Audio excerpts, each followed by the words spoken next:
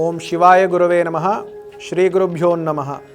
స్వస్యశ్రీ వ్యవహారిక చాంద్రమానేన శోభకృతనామ సంవత్సరము దక్షిణాయనము హేమంత ఋతువు మార్గశీర్ష మాసము తేదీ 26 డిసెంబర్ 2023 మంగళవారము. దీన్నే జయవారం అని కూడా అంటుంటారు. సూర్యోదయము 6:44, సూర్యాస్తమయము 5:48. తిథి ఈరోజు పౌర్ణమి. రాత్రి తెల్లవారుజామున 5:02 వరకు ఉన్నది. నక్షత్రము మృగశిర నక్షత్రము. రాత్రి 10:10 వరకు. తదుపరి ఆరుద్ర నక్షత్రము. యోగము శుక్ల యోగము. కర్ణము విష్టికర్ణము సాయంత్రం 5:30 వరకు. తరువాత భవకర్ణము. రాహుకాలము మధ్యాహ్నం 3 గంటల నుంచి 4:30 వరకు. గుళికాకాలము మధ్యాహ్నం 12 గంటల నుండి మధ్యాహ్నం 1:30 వరకు. యమగండ కాలము ఉదయం 9 గంటల నుంచి 10:30 వరకు. ఈరోజు వర్జ్యం లేదు. దుర్ముహూర్తము ఉదయం 8:41 మొదలుకొని 9:29 వరకు.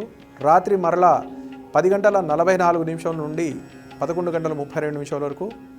ఈరోజు పర్వదినం వచ్చి దత్త జయంతి. విశేషంగా ఈరోజు ఆ త్రిమూర్తి స్వరూపమగు దత్తాత్రేయుని సేవించి ఆ దత్తప్రభువుకి యథాశక్తిగా, అంటే త్రికరణ శుద్ధిగా, మనస్సు వాక్కు కర్మన ఏదైతే మనం ఉన్నామో త్రికరణ శుద్ధిగా ఆ స్వామివారిని సేవించి ఆ స్వామివారికి విశేషార్చనలు చేసి సాయంకాలం ఇక్కడ ప్రాంతీయ ఆచారం అంటే ఒక్కొక్కటి ఉంటుంది. దీన్నే కోర్ల పుణ్యం అని కూడా అంటూ ఉంటారు. భైరవునికి ఏవైతే మనం ఇంట్లో తినుబండారాలు ఏవైతే ఉన్నాయో అవి పెట్టడం జరుగుతుంది. అంతే పేలాల పిండి ఏదైతే ఉందో దాన్ని కూడా స్వామివారికి నివేదనగా చేసి ఇక్కడ వితరణ చేస్తూ ఉంటారు.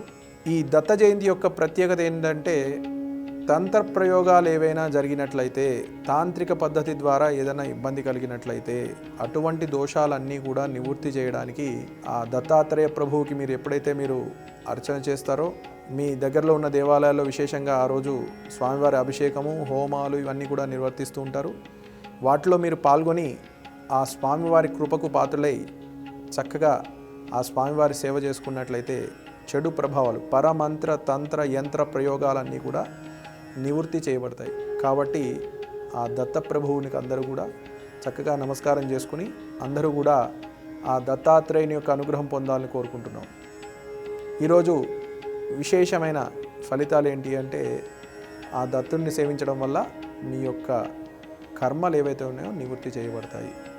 ఈరోజు పరిహారం వచ్చి స్వామివారికి, అంటే మీ దగ్గరలో ఉన్నటువంటి దత్తాత్రేయులు కానీ లేదా మీ దగ్గరలో ఉన్న శివాలయంలో కానీ ఏదైనా రావి చెట్టు ఉన్నట్లయితే, లేదా ఆంజనేయ స్వామి దేవాలయంలో కానీ రావి చెట్టు ఉన్నట్టయితే రావి చెట్టుకు 27 ప్రదక్షిణాలు చేసి ఆవు నేతితోటి దీపారాధన చేసి ఆ ఒత్తులు వచ్చి ఎరుపు రంగు ఒత్తులతోటి 7 ఒత్తులు దీపారాధన వెలిగించి, నాకున్న రుణాలన్నీ కూడా తొలగిపోవాలి, నాకున్న ఇబ్బందులన్నీ తొలగిపోవాలి అని సంకల్పం చేసుకుని దీపారాధన చేసి దానికి పటిక బెల్లం కానీ నైవేద్యం పెట్టి ఆ యొక్క రావి చెట్టుకి ప్రదక్షిణ చేసినట్లయితే మీకున్న కర్మలన్నీ కూడా తొలగుతాయని చెప్పి విశేషంగా చెప్పడం జరుగుతుంది.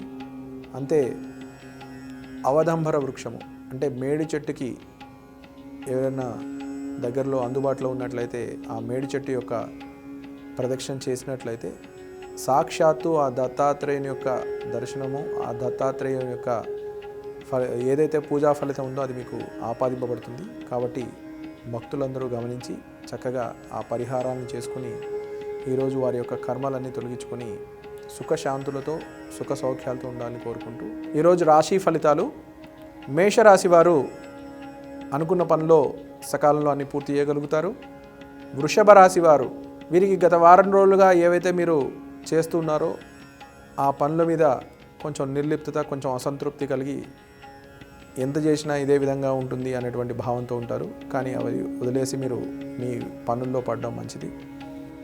మిథున రాశి వారు, ప్రతి ఒక్క కార్యక్రమంలో కూడా పెద్దల యొక్క దీవెనలు మీకు ఉన్నాయనేటువంటి భావన మీరు చేయడం, ఆ అనుభూతి పొందడం జరుగుతుంది. కర్కాటక రాశి వారు, చంద్రుని యొక్క తేజస్సు అంటే ఆ ప్రభావం వల్ల మీలో కొంచెం మానసిక ఆందోళన, మానసిక ఒత్తిడి ఉన్నప్పటికీ మీరు ఎప్పుడైతే ఆ జగన్మాత యొక్క నామస్మరణ చేస్తూ ఉంటారో అన్నీ కూడా శుభంగా ఉంటాయి, అన్ని శుభాలు కలుగుతాయి. కర్కాటక రాశి వారు ఈ విధంగా చేయడం వల్ల వారి యొక్క మానసిక వ్యధ అనేది తొలగుతుంది. సింహరాశి వారు మీరు ఏదైతే కార్యం తలపెట్టారో, ఏదైతే పనులు మీరు ముందుకు చేస్తూ ఉన్నారో అవన్నీ కూడా దృష్టి దోషాల వల్ల కొన్ని విఘ్నాలు కలిగే అవకాశాలు ఉన్నాయి. కాబట్టి ఏదైతే మీరు కార్యక్రమం చేస్తున్నారో 10 మందిలో కాకుండా పని పూర్తి అయిన తర్వాత మీరు భావ వ్యక్తీకరణ చేసినట్లయితే మంచి ఫలితాలు పొందగలుగుతారు. ఎందుకంటే నరదృష్టి దోషం అనేది మీకు కనబడుతుంది కాబట్టి అది చేసుకుంటే మంచిది. కన్యా రాశి వారు మీరు ఏదైతే ఉద్యోగ ప్రయత్నము లేదా కొనుగోలు అమ్మకాలకు సంబంధించినటువంటి కార్యకలాపాలు ఏవైతే ఉన్నాయో అవి ఈరోజు అంత లాభదాయకంగా ఉండవు. కాబట్టి చూసి దానికి సంబంధించినటువంటి ఆచరణ చేస్తే మంచిది.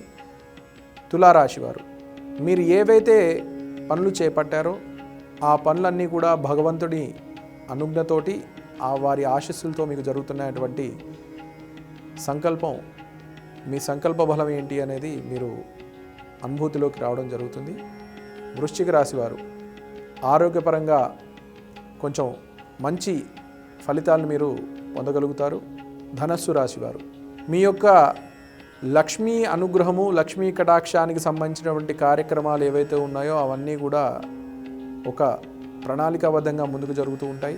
కాబట్టి నిరుత్సాహపడాల్సిన అవసరం లేదు. మకర రాశి వారు అన్ని రకాలుగా ఈరోజు మీకు యోగదాయకం. కుంభరాశి వారు మీరు ఏదైతే నిర్ణీత సమయంలో ఒక పని పూర్తి చేద్దామని అనుకున్నారో ఆ పనిలో జాప్యం ఉంటుంది.